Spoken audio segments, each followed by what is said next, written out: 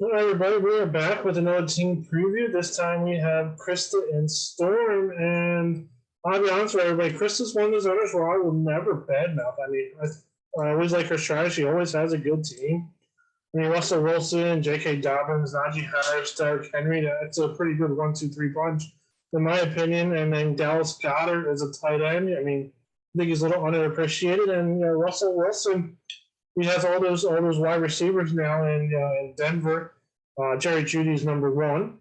Curtin Sutton's number two, and then Tim Patrick is number three. And then you have KJ Hamler over there. I mean, he has more wide receivers than he had in Seattle. I think he's going to have a great year. And then TJ Watt. I mean, he's probably a question mark as a keeper, honestly, for a team, at least in my opinion. Yeah, you're right. Like we always talk about the draft picks versus keeper quality, right? And when you look at Storm's team, I would say the keeper quality is probably one of the best in the league. I mean, the 3 running back strategy, and we're talking 3 RB1s, like we're not talking timeshare guys. And of course, Russell Wilson, new team, he's got a lot to prove. So you nailed it on the head.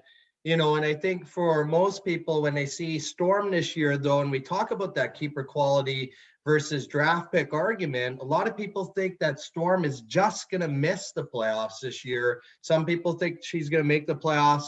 I think it's a just miss, and it's going to come down to the draft capital, which was one of our offseason questions, is quite poor. Yeah, I agree with you. I would have just missed as well. But those 3 running backs, they have potential to carry her team. So, I was literally on the fence about what I thought she was going to do. And the reason I went with just miss, and I think you started to talk about it, is her draft capital. She only has a first rounder, a second, a third, and then she waits for to the 6th round, and then she waits against the 9th to the 10th, and then she only has 6 picks in the middle, the middle 10. And then, as we talked about multiple times, she has 17 picks in the last 9 rounds. And that's not where you want those picks. You want those to be complete opposite. I think I forget who we talked about a week or two ago where they had 4 or 5, or maybe it was even 3 picks in the last 9 rounds. And she is the complete opposite, and it's definitely not what you want. And I think that alone, unless she tries to make some trades after the draft, is going to hurt her. And that's why I have her as just miss.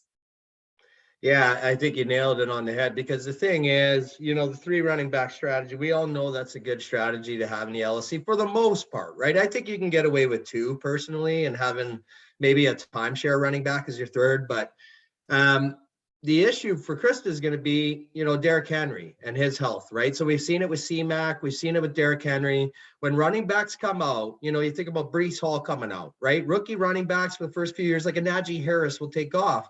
But even J.K. Dobbins, who she has had some injury history here recently. Same with Derrick Henry. And I find that with the amount of tread that goes on the tires for running backs, when they start getting hurt, that's typically when you start seeing their fantasy value start to decline, right? Like the name value is still there. And when they're dressed, they put up big numbers. But if they're not healthy for half the season, they're not doing you any good. And the 17 picks in the last 9 rounds is going to get you really bottom of the barrel depth. And if she runs into any injury problems whatsoever, that bottom of the barrel depth will start showing week to week. And that's why I think it's just missed playoffs. Because to think that you're going to go completely healthy all season long, I think is kind of a stretch, right? It's almost like trying to win on a scratch and win. You know what I mean? Like, it's just not happening.